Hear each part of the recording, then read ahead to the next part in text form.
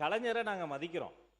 தமிழ்நாட்டு வரலாற்றிலேயே நேற்று எங்கள் கட்சி உறுப்பினர் கூட அவர் பேரை சொன்னபோது எழுந்து நின்று வாஞ்சையோடு தாயுலத்தோடு அதற்காக வருத்தம் தெரிவித்த மனிதர்கள் அமர்ந்து கொண்டிருக்கிறார். மாற்று கருத்து இல்ல. தென்னாட்டு பெர்னாட்சானா அது அறிஞர் அண்ணா தான், தெற்கில் இருந்து உதித்த சூரியன்னா அது கலைஞர் தான், அது வேறு. ஆனா அதே சமயம் இங்க பேசும்போது அந்த டேபிள் செஞ்சது நாங்க தான், மைக்கு செஞ்சது நாங்க தான், சேர் செஞ்சது நாங்க தான், இது மக்கள் வரிப்பணத்தில் செய்யப்பட்டது தமிழ்நாடு அரசால் என்பதை சுட்டி காட்டுகிறார். அப்புறம் பெயர் மாற்றம் பல உறுப்பினர்களும் பல முறையும் சொல்லிக்கிட்டே இருக்கிறீங்க.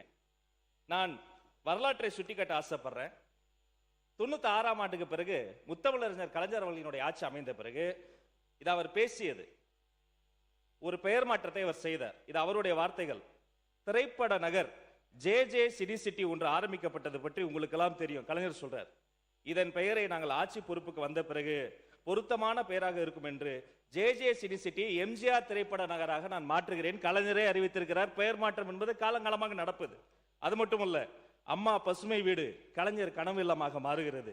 அம்மா மருந்தகம் முதல்வர் மருந்தகமும் மாறி இருக்கிறது.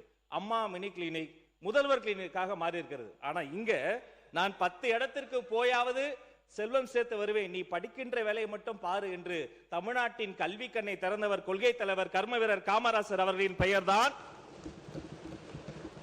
இந்த காலை உணவு திட்டம் பத்தி அவர் சொன்னாரு. அது 203 கோடியே 72 லட்சம் ரூபாய் செலவுல பெருந்தலைவர் காமராஜர் காலை உணவு திட்டமாக விரிவாக்கம் செய்யப்பட்டிருக்கிறது.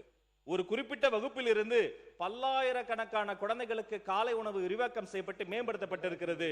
நான் சொல்வேன், இந்த திட்டத்திற்கு காமராசர் பெயரை விட பொருத்தமான பேர் உலகத்திலேயே கிடையாது என்பதை உறுப்பினருக்கு தெரியும்.